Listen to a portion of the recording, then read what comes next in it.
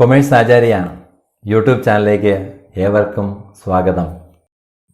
Commerce സബ്ജക്റ്റുകൾ എളുപ്പത്തിൽ പഠിക്കാനും ജയിക്കാനും 100% mark score ചെയ്യാനുമുള്ള easy ടിപ്സുമായിട്ടാണ് commerce Acharya എത്തിക്കൊണ്ടിരിക്കുന്നത്.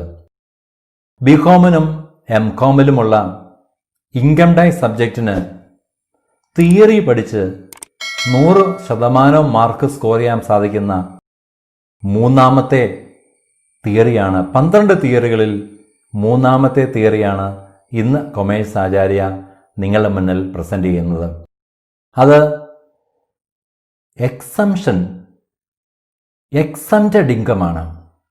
Section 10 of the Indian income tax act of 1961 rules 1962 clearly given the following are the exempted income. ഈ exempted income പറയുമ്പോൾ പ്രധാനമായും 100-ലേറെ exempted income ഉണ്ട്. അതിനകത്ത് ഏറ്റവും പോപ്പുലർ ആയിട്ടുള്ളത് 44ഓളം എക്സംപ്റ്റഡ് ഇൻകംസ് ആണ്. എന്നാൽ ബികോമിലും എംകോമിലും പഠിക്കുന്ന ഒരു വിദ്യാർത്ഥിയെ സംബന്ധിച്ച് 30 എക്സംപ്റ്റഡ് ഇൻകംസ് പഠിച്ചു വെച്ചാൽ പ്രോബ്ലംസും ചെയ്യാൻ സാധ്യമാകും. തിയറിക്ക് 100% മാർക്ക് സ്കോർ ചെയ്യാം. അപ്പൊ ബികോമിലും എംകോമിലും പരീക്ഷയ്ക്ക് ചോദിക്കുന്ന ഷുവർ 12 തിയറികളിൽ മൂന്നാമത്തെ തിയറിയാണ് exempted income mentioned under section 10 of the Indian income tax act of 1961 rules 1962. ഏതൊക്കെയാണ്? ഒന്നാമത്തെ എക്സംപ്റ്റഡ് ഇൻകം എന്ന് വിളിക്കുന്നത് agricultural income as per section 10 subsection 1 of the Indian income tax act. കാർഷിക വരുമാനം പൂർണ്ണമായും എക്സംപ്റ്റ് ചെയ്തിരിക്കുന്ന ഒരു ഇൻകമാണ് എന്ന് നമുക്ക് ഇപ്പോൾ പറയാൻ സാധ്യമാകും. എന്നാൽ ഗ്രോസ് ടോട്ടൽ ഇൻകം ഒക്കെ കമ്പ്യൂട്ട് ചെയ്യുമ്പോൾ this agricultural income is taken four rate purposes. അത് പിന്നീട് എങ്ങനെയാണ് അഗ്രികൾച്ചറൽ ഇൻകം റേറ്റ് പർപ്പസിന് എടുക്കുന്നത് എന്ന് ഞാൻ വേറൊരു എപ്പിസോഡിൽ നിങ്ങളുടെ മുന്നിൽ അവതരിപ്പിക്കാം. രണ്ടാമത്തെ എക്സംപ്റ്റഡ് ഇൻകമാണ് receives from of a member from Hindu undivided family. Any receives of a member from an HUF is exempted as per section 10 subsection 2 of the Indian income tax act. അപ്പോൾ ഓർത്തിക്കാൻ നല്ല എളുപ്പമുണ്ട്. 1 അഗ്രികൾച്ചറൽ ഇൻകം, 2 എന്ന് വിളിക്കുന്നത് Hindu undivided ഫാമിലിയിൽ നിന്നും നമുക്ക് ലഭിച്ചിട്ടുള്ള ഏതെങ്കിലും വരുമാനം, ഇവിടെ കൺവേർട്ടഡ് പ്രോപ്പർട്ടിയിൽ നിന്നും ഉള്ള വരുമാനം ഒഴിവാക്കിയുള്ള വരുമാനമാണ് എന്ന് ഓർമ്മ വയ്ക്കണം. അത് പ്രോബ്ലം ചെയ്യുമ്പോൾ മാത്രമേ എൻ്റെ ആവശ്യം ഉണ്ടാകുന്നുള്ളൂ.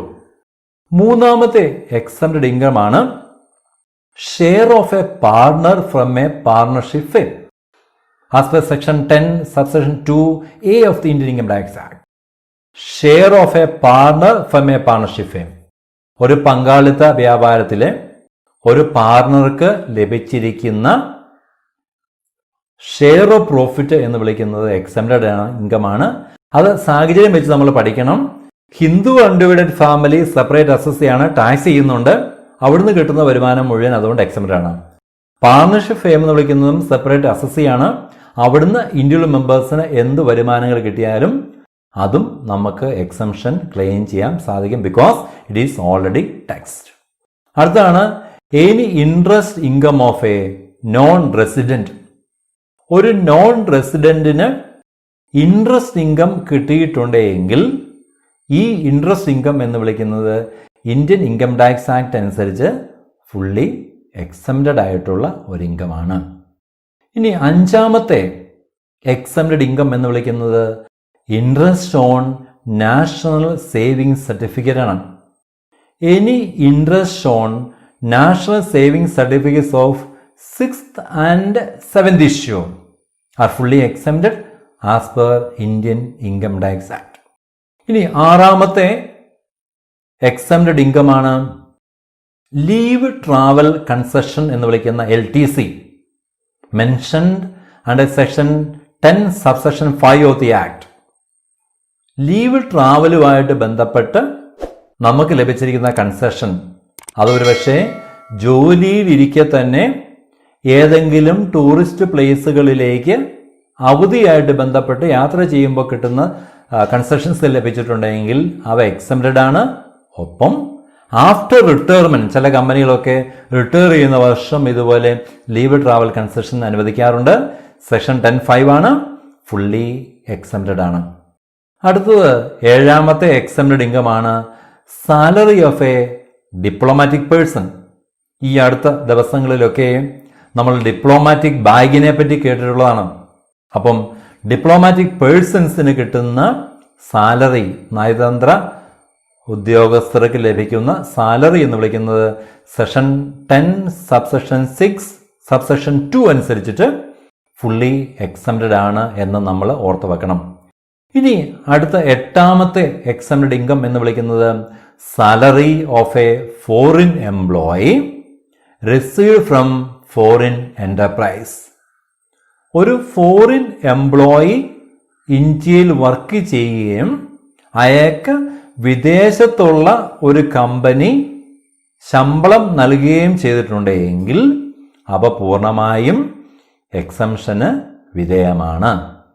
9ാമത്തെ എക്സംപ്റ്റഡ് ഇൻകം ആണ് allowance of perquisites outside India, section 10 subsection 7 of the Indian income tax act.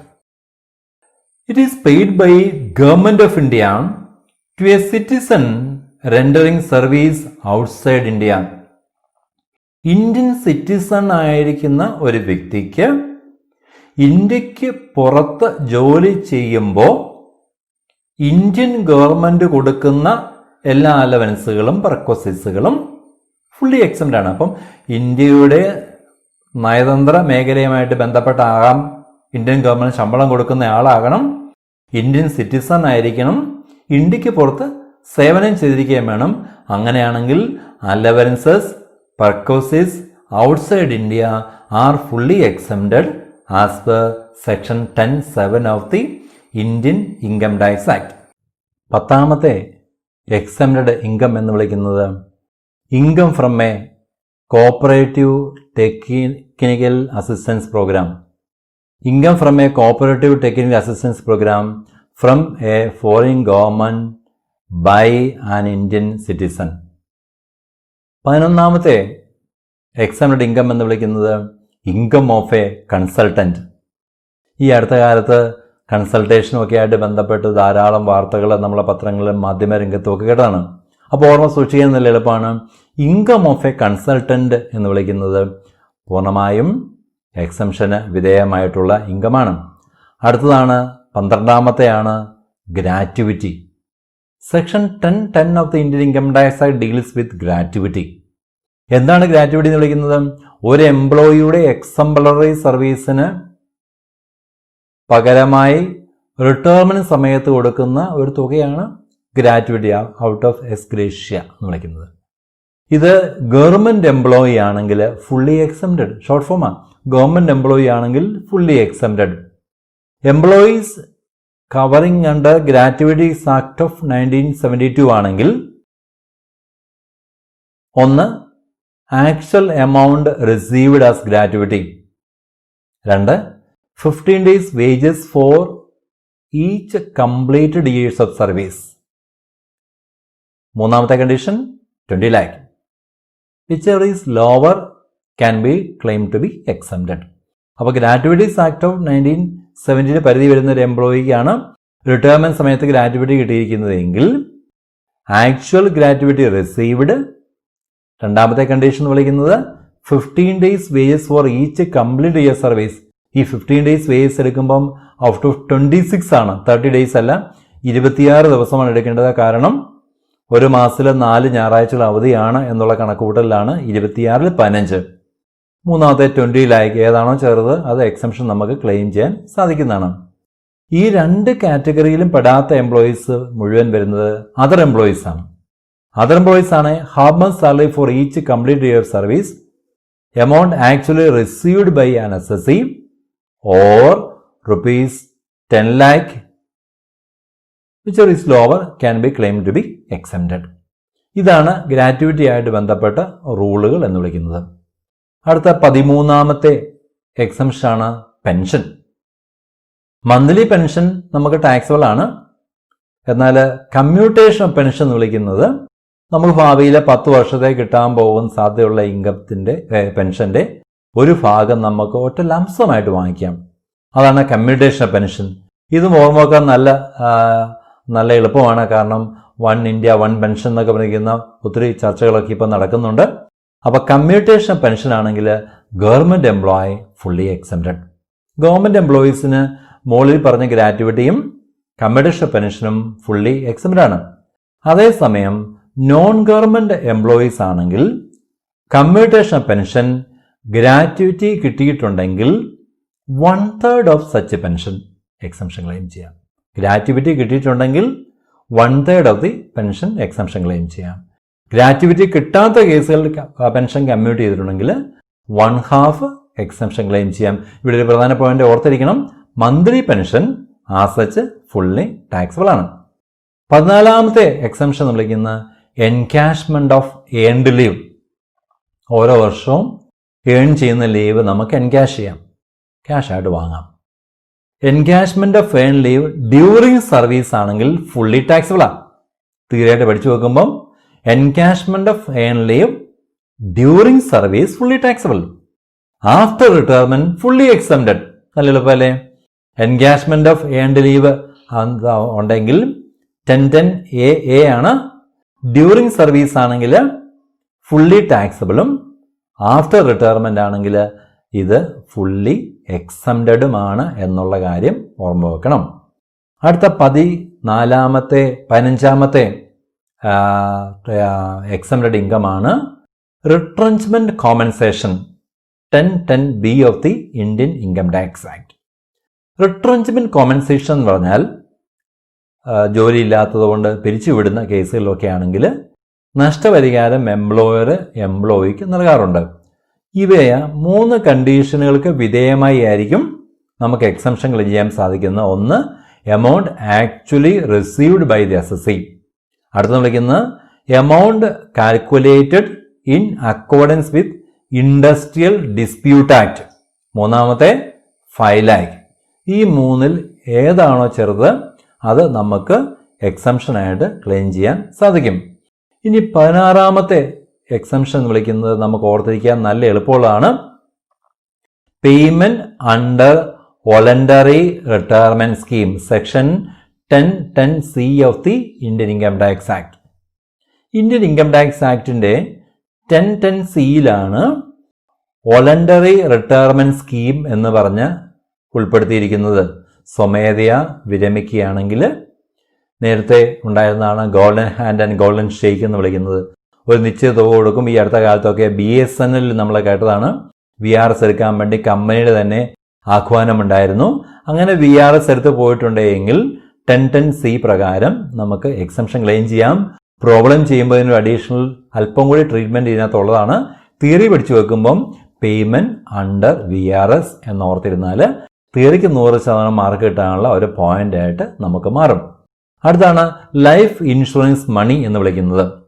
Life insurance മണി എന്ന് വിളിക്കുന്നത് നമ്മെ സംബന്ധിച്ച് നമ്മൾ ഇൻഷുറൻസ് പോളിസികൾ എടുത്തിട്ടുണ്ടെങ്കിൽ അത് മച്യൂർ ആവുമ്പം നമുക്ക് മരണത്തിന് മുമ്പ് നമ്മൾ എടുത്തത് മച്യൂർ ആകുന്ന പോളിസികളാണെങ്കിൽ അതിന് പണം നമ്മളെ തന്നെ ലഭിക്കും. മരണശേഷമാണെങ്കിൽ നമ്മുടെ അനന്തരാവകാശികൾക്ക് ലഭിക്കും. ഇത് രണ്ടും ഇന്ത്യൻ ഇൻകം ടാക്സ് ആക്ട് പ്രകാരം എക്സംഷൻ ക്ലെയിം ചെയ്യാൻ സാധിക്കുന്ന തുകയാണ്. ഇനി അടുത്ത ഒരു സ്കീമാണ് സ്റ്റാറ്റ്യൂട്ടറി പ്രൊവിഡന്റ് ഫണ്ടിൽ നിന്നോ റെക്കഗ്നൈസ്ഡ് പ്രൊവിഡന്റ് ഫണ്ടിൽ നിന്നോ നമുക്ക് റിട്ടയർമെന്റ് സമയത്ത് പണം തിരികെ ലഭിക്കും. ഈ പണം തിരികെ ലഭിക്കുന്നത് പൂർണ്ണമായും നമുക്ക് എക്സംഷൻ ക്ലെയിം ചെയ്യാൻ സാധിക്കുന്നതാണ്. അടുത്ത ഒരു പോയിന്റാണ് 2 വർഷങ്ങൾക്ക് മുമ്പ് കേന്ദ്ര ഗവൺമെന്റ് ഏറെ പബ്ലിസിറ്റി കൊടുത്ത് അവതരിപ്പിച്ച ഒരു സ്കീമായിരുന്നു സുകന്യ സമൃദ്ധി അക്കൗണ്ട് എന്ന് വിളിക്കുന്നത്. Any payment received from national Sukanya Samriddhi account is fully exempted as per Indian income tax act 1961. അടുത്ത ഏറ്റവും പ്രധാനപ്പെട്ട എക്സംഷൻ 20ാമത്തെയാണ് payment received from national pension system. National pension system പ്രകാരം പെൻഷൻ തുക നമുക്ക് ലഭിച്ചിട്ടുണ്ടെങ്കിൽ ആ സ്കീമിൽ ചേർന്ന എംപ്ലോയീസ് ആണ് അവർക്ക് ലഭിച്ചിട്ടുണ്ടെങ്കിൽ അത് പൂർണ്ണമായും എക്സംഷന് ക്ലെയിം ചെയ്യാൻ സാധ്യമാണ്. 21ാമത്തെയാണ് payment from approved superannuation fund. ഓരോ എംപ്ലോയീസിനും അവരുടെ സർവീസിനിടയ്ക്ക് സൂപ്പർ ആനുവേഷൻ ഫണ്ടുകളിലൊക്കെ പണം നിക്ഷേപിക്കാൻ സാധ്യമാകും. അവിടുന്ന് പണം ലഭിച്ചിട്ടുണ്ടെങ്കിൽ അത് പൂർണ്ണമായും എക്സംഷന് ക്ലെയിം ചെയ്യാൻ സാധിക്കും. അടുത്ത 22ാമത്തെ എക്സംപ്റ്റഡ് ഇൻകമാണ് ഹൗസ് റെന്റ് അലവൻസ്. എന്താണ് ഹൗസ് റെന്റ് അലവൻസ്?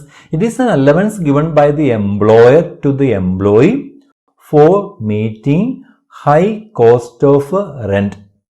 റെന്റുമായിട്ട് ബന്ധം, വീട് വാടകയ്ക്കൊക്കെ എടുത്ത് താമസിക്കണമെങ്കിൽ ഭയങ്കര വാടക കൊടുക്കണം.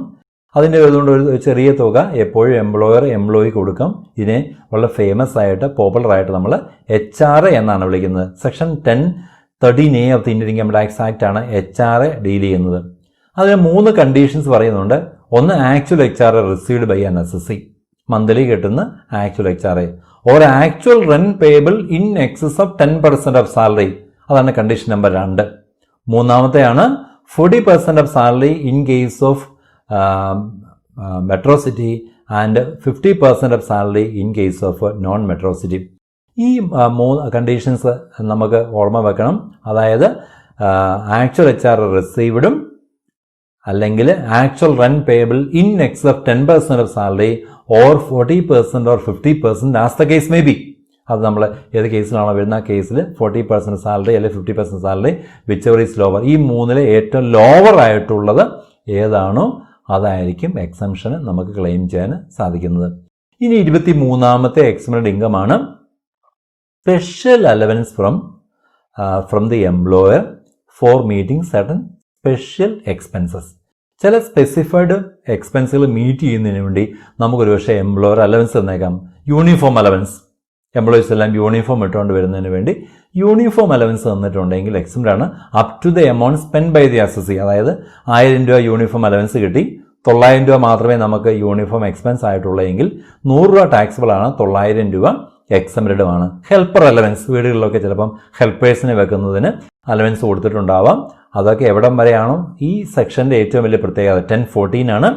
ഈ സെക്ഷൻ്റെ പ്രത്യേകത എത്രമാത്രം തുകയാണോ അസസി ചെലവാക്കിയിരിക്കുന്നത് ഇത്തരത്തിലുള്ള അലവൻസ് കിട്ടിയതിന് ശേഷം അതിൻ്റെ ചെലവാക്കിയ തുകയുടെ പരിധി വരെയായിരിക്കും എക്സംഷൻ ക്ലെയിം ചെയ്യാൻ സാധിക്കുന്നതാണ് സെക്ഷൻ 10(40)ലെ സ്പെഷ്യൽ അലവൻസിൻ്റെ പ്രത്യേകത. ഇനി 24ാമത്തെയാണ് നമുക്ക് ഓർമ്മ വെക്കാൻ നല്ല എളുപ്പമുള്ളതാണ്. സെക്ഷൻ 10(23)C ആണ് income of an educational institution. 1 കോടി രൂപ വരെ ടേൺ ഓവറുള്ള ഇന്ത്യയിൽ പ്രവർത്തിക്കുന്ന ചാരിറ്റബിൾ ഫോർമാറ്റിലുള്ള എല്ലാ എഡ്യൂക്കേഷൻ ഇൻസ്റ്റിറ്റ്യൂഷൻ്റെയും വരുമാനം എക്സംഷന് ക്ലെയിം ചെയ്യാൻ സാധിക്കും. നമ്മൾ പഠിക്കുന്ന സ്ഥാപനങ്ങളൊക്കെ തന്നെ ചാരിറ്റബിൾ ഇൻസ്റ്റിറ്റ്യൂഷൻസിലായിരിക്കും. അത് അവർക്ക് പൂർണ്ണമായും എക്സംഷൻ കിട്ടുന്നതാണെന്നുള്ള ഓർമ്മ നമ്മളെ എളുപ്പത്തിൽ പഠിക്കാനും ഓർമ്മ വെക്കുകയും ചെയ്യാം.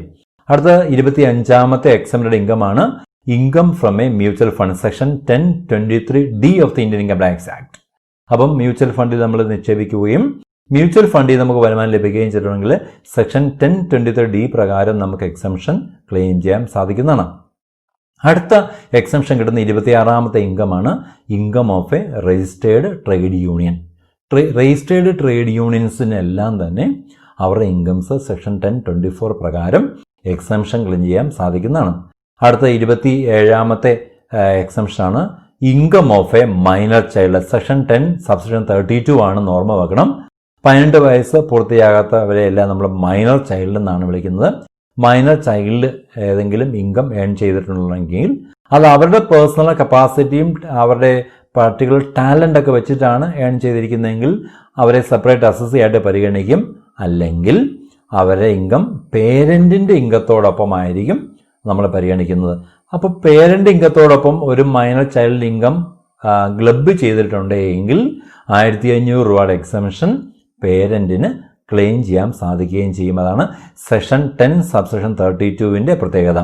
അടുത്തതാണ് സെക്ഷൻ 10(34) ആണ് ഇൻകം ഫ്രം ഡിവിഡൻഡ്. ഇന്ത്യൻ കമ്പനികളിൽ നിന്നും ഡിവിഡൻഡ് ഡിസ്ട്രിബ്യൂഷൻ ടാക്സ് അടയ്ക്കുന്ന ഇന്ത്യൻ കമ്പനികളിൽ നിന്നും നമുക്ക് ഡിവിഡൻഡ് ലാഭവിഹിതങ്ങൾ ലഭിച്ചിട്ടുണ്ടെങ്കിൽ സെക്ഷൻ 10(34) പ്രകാരം നമുക്ക് പൂർണ്ണമായും എക്സംഷൻ ക്ലെയിം ചെയ്യാൻ നമുക്ക് സാധിക്കും. അടുത്ത 29ാമത്തെ എക്സംപ്റ്റഡ് ഐറ്റമാണ് capital gain in acquisition of agriculture and in urban area. Urban ഏരിയയിലുള്ള ഒരു അഗ്രികൾച്ചറൽ ലാൻഡ് അക്വിസിഷൻ നടത്തിയതുമായിട്ട് ബന്ധപ്പെട്ട് ക്യാപിറ്റൽ ഗെയിൻ ഉണ്ടായിട്ടുണ്ടെങ്കിൽ അത് സെക്ഷൻ 1037 പ്രകാരം നമുക്ക് എക്സംഷനുകൾ ചെയ്യാൻ സാധിക്കുന്നതാണ്. 30ാമത്തെ എക്സംപ്റ്റഡ് ഇൻകമാണ്, ഓർത്തിരിക്കാൻ നല്ല എളുപ്പമാണ്, income of a political party 13A. അപ്പോൾ രജിസ്റ്റേർഡ് പൊളിറ്റിക്കൽ പാർട്ടീസും റിട്ടേൺ ഓഫ് ഇൻകം സമർപ്പിച്ചുകൊണ്ടിരിക്കുന്ന പൊളിറ്റിക്കൽ പാർട്ടീസിന് ഇൻകം ഏൺ ചെയ്തിട്ടുണ്ടെങ്കിൽ 13A പ്രകാരം എക്സംഷൻ ചെയ്യാൻ സാധ്യമാകും. ഈ 30 ഐറ്റംസ് ഷോർട്ട് ഫോമുകളൊക്കെ ഉപയോഗിച്ച് നമുക്ക് കാണാതെ പഠിച്ചു.